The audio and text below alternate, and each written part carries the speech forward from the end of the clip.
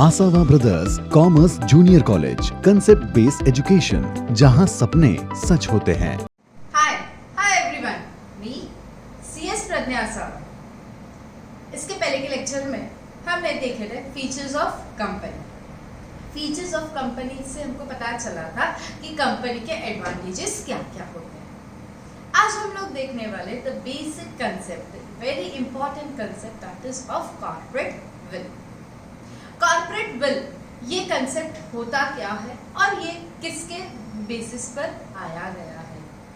Basically corporate will और कुछ नहीं है। जब हमने फीचर्स में देखा था कि कंपनी का फर्स्ट मोस्ट इंपॉर्टेंट फीचर क्या है, separate legal entity. Separate legal entity में क्या बताया गया था कि जो मेंबर्स होते हैं वो जो बनाते हैं कंपनी को और कंपनी, ये दोनों अलग अलग बन जाते हैं। अलग अलग बनते हैं मतलब इनका वजूद अलग अलग होता है। They are separate from each other.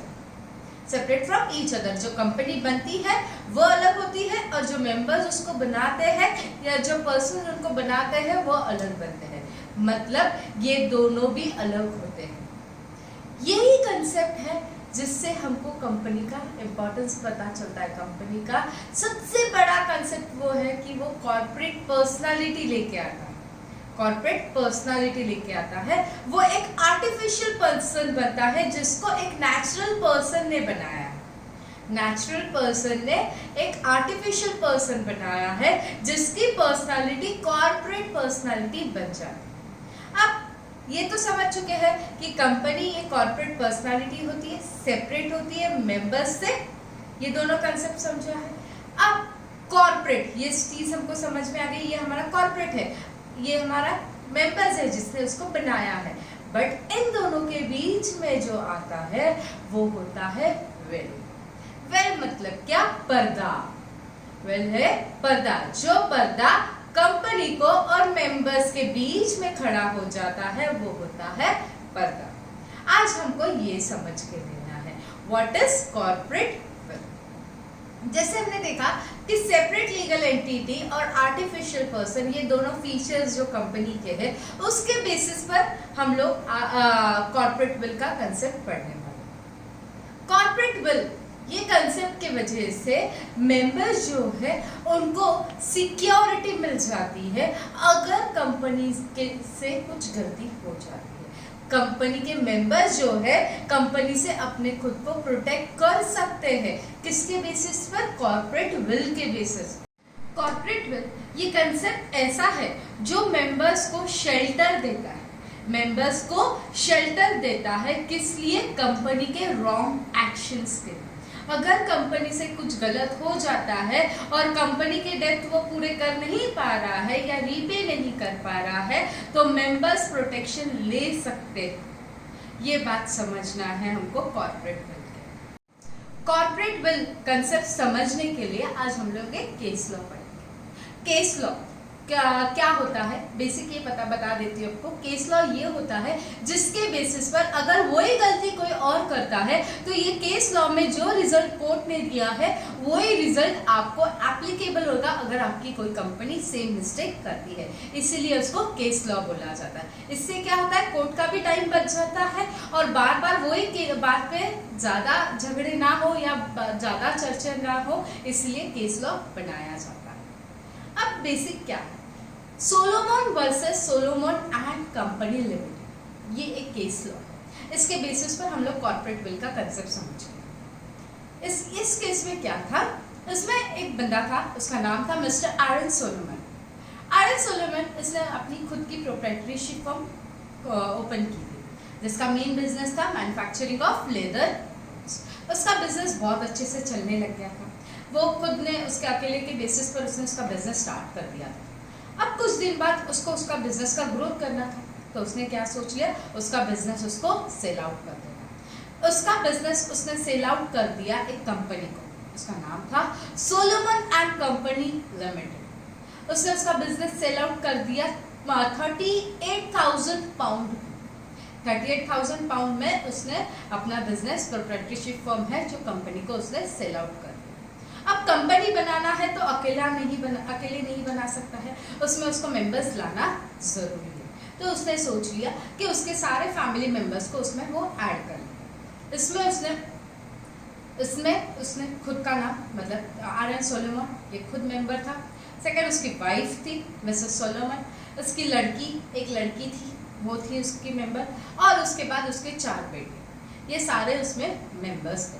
ऐसे 7 मेंबर्स से मिलाकर कंपनी बनाई गई।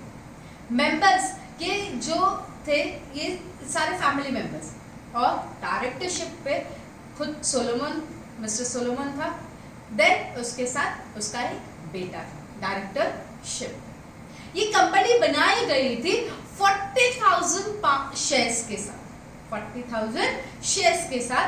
पर शेयर की वैल्यू 1 पाउंड। ऐसे 40,000 पाउंड की उसकी शेयर कैपिटल थी, कंपनी का शेयर कैपिटल था। इसमें जो मिस्टर आरएल सोलोमन है उसने 20,000 शेयर्स ले लिए थे, और बाकी सब जो मेंबर्स है उनके पास एक शेयर था। मतलब मिस्टर सोलोमन के पास 20,000 शेयर्स थे, वाइफ के पास 1, डॉटर के पास 1, और 4 सन्स के पास पर चाइल्ड 1 शेयर्स। अब इसके साथ मेंबर भी था सोलोमन, खुद ओनर भी था, डायरेक्टरशिप पे भी था। उसके साथ साथ उसने कंपनी के 10,000 डिवेंचर्स भी लेके रखे थे। इस तरीके से उसके पास 20,000 शेयर्स और 10,000 डिवेंचर्स थे। अब 1 साल बाद क्या हुआ? 1 साल बाद कंपनी लिक्विडेशन के अंदर जाने लगी। वो टाइम पे कंपनी का स्टेटस क्या था, उसका बैलेंस शीट क्या बता रहा था?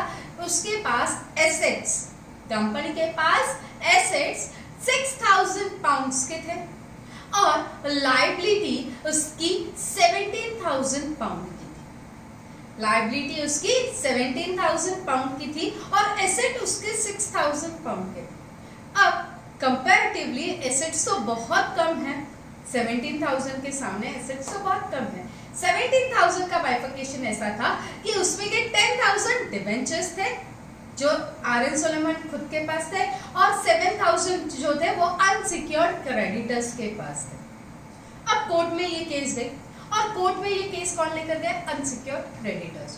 वो बोलने लग गए कि ये कंपनी का मालिक आरएन सोलोमन है, मेंबर आरएन सोलोमन है, डायरेक्टर आरएन सोलोमन भी है, और रहा सा क्रेडिटर भी आरएन सोलोमन है। मतलब ये बनाई साजिश जिसके अंदर कंपनी और मेंबर, मतलब कंपनी और आरएन सोलोमन इसको अलग नहीं ट्रीट करना चाहिए, क्योंकि ये पूरे फैमिली वो कंपनी के अंदर है और कंपनी ही उनके नाम से बनाई गई है।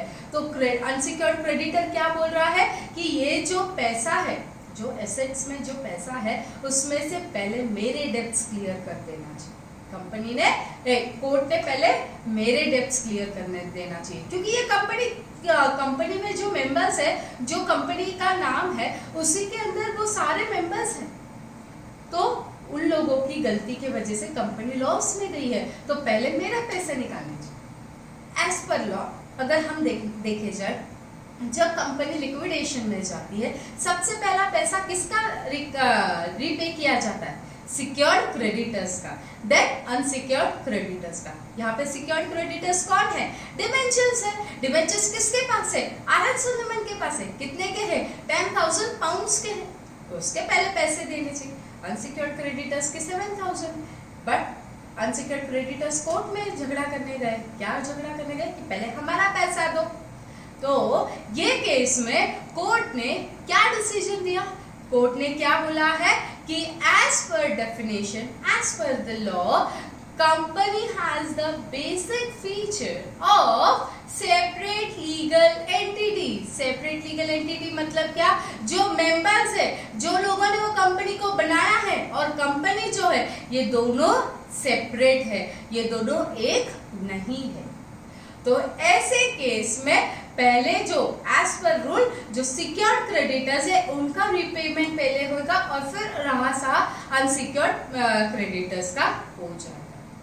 तो कोर्ट ने ये डिसीजन देने के बाद कॉर्पोरेट विल का कंसेप्ट ये केस पर सॉल्व किया जाता है कि Solomon versus Solomon and company limited के अंदर कोर्ट ने क्या डिसीजन दिया कि कंपनी और मेंबर्स को अलग ट्रीट किया जाएगा, सेपरेट लीगल एंटिटी माना जाएगा, और जिस तरीके से पहले सिक्योर्ड क्रेडिटर्स का पेमेंट होता है वही सिक्योर्ड क्रेडिटर्स का पेमेंट होकर फिर अनसिक्योर्ड क्रेडिटर्स का होगा।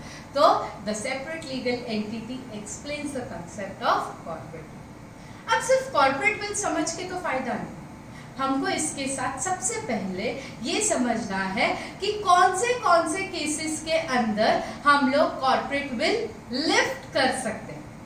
लिफ्टिंग ऑफ कॉर्पोरेट विल ये हम लोग अगले लेक्चर में लेंगे। ये आज हम लोग सिर्फ क्या पढ़े हैं, कॉर्पोरेट विल ये concept with the case law of Solomon versus Solomon and company limited. Stay tuned for further lectures. Thank you.